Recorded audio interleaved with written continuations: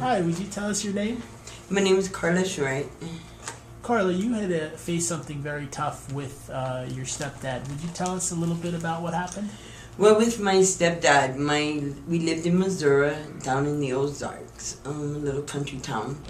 My mom met a man when I was maybe 5 years old, and he courted her till I was 6.5. They got married when I was 6.5.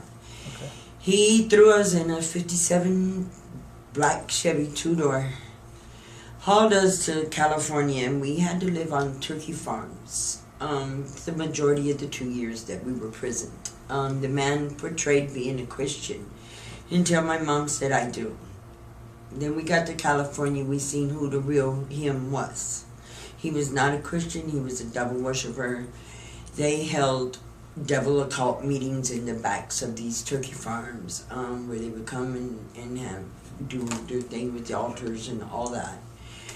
And anything I did, I got beat for it. I wasn't allowed to speak to nobody, no neighbors, no nothing. There was one neighbor by one turkey farm, and I spoke and got beat with cast iron skillets, belt buckles, and irons from my head to my heels. So being a young girl and being abused by your stepdad, being beaten by him, what did you think when that was going on? At the time, I didn't know because I had never known nothing like that because I came from a small town of 350-something people when I was born. So I wasn't used to, nothing big or nothing wrong happening because I lived with my mom and me lived with my grandmother and my grandfather, where I was born in my grandmother's home. And so when this happened, it was like, oh my God. And then I kept getting beat so much that I couldn't take it no more, so I started creating other people, and tell them to take my punishment. Because if I went out and I would dust in a car gets dirty and builds up dust, and I would draw in it, I got beat for that. And with firewood. And then it was like, because me and my mother wouldn't succumb and practice with their occult meetings, we'd get beat for that. You had said that later in life you were diagnosed with multiple personality disorder. Do you think part of that came from the abuse as a child, and what has that experience been I could like almost for you? guarantee that would be where it came from, the personalities. Now, when it comes to the bipolar, that might have been hereditary because I had an aunt that had mental problems, one of my mother's sisters. So that could have been hereditary, the mental part. But the personalities, I'm quite sure. I'd almost guarantee. Are there different ones that they've identified what are the different personalities that They've have? identified like a cantankerous person, where I like to tease people, and at one time I remember having a car and I had Broomhilda Returns, and I drew a witch and I had her in the back window, and that was Hilda.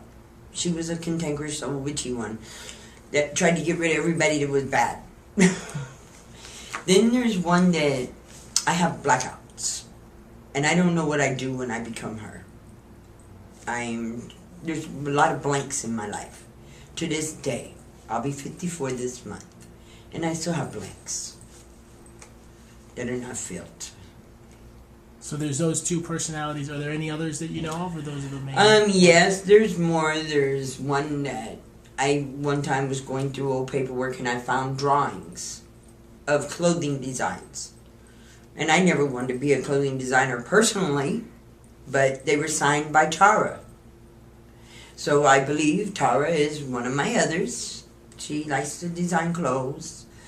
I know there was a Mary Elizabeth. She liked to be Miss Prim and Proper. And I had a psychotherapist help me, rationalize them all together. At times I can remember who they all were, and at times I don't. What would you say to someone? You've obviously been through a lot of heavy things in your life. You're doing well today. How would you tell someone if they're going through, whether it's a mental problem or they're being abused, what would you tell them about being able to handle what they face? My way, I would probably try to give them advice of how I went through of handling things, but I would also advise them to sort it out for their own self, to search deep in their soul. And me, I've always believed guardian angels were protecting me. And I'd look up and I would sit and just talk to the sky, to my guardian angels. You know, and I tell people, and I talk to people all the time on the bus when I see them going through things or something, and I tell them, you know, there's a way out. I don't know what your way out is, but if you sit and soul search and just sit and maybe talk to the sky, like you're talking to angels or Jesus or whoever you might want to say is up there above us. So religion and spirituality helped you a lot. Yes. Having belief. Did you say that you'd been baptized? Yes, I got baptized June 14th, 2009. And was that helpful for you? It was very helpful because I've been searching for my daughter too. I was a 15-year-old runaway when I was forced to place my child in adoption. So it led me to a street life because I pretty much gave up on life when, you know, I had to face what I faced. It was too much for me once again. So I ran to the streets, lived a street life for so many years. So I also tell people, you know, that I see living street lives. You know, there's a way out. You just gotta, you know, it might be spiritual. You talk to the sky. You know, like I said before, mine is always, I talk to the sky. And I get spiritual feelings inside. And it guides me to where I need to be. You know, and today, I'm doing pretty good. Considering, you know, my life. Well, thank you so much for sharing your story. I think you're an inspiration, and I hope things continue to get better for you. I do too. And I hope if this can help somebody, I hope that it will. You know, in true faith, I do. But faith and spirituality is a lot. And you gotta have faith. That's the main thing. Thank you so much. I really appreciate it. Okay.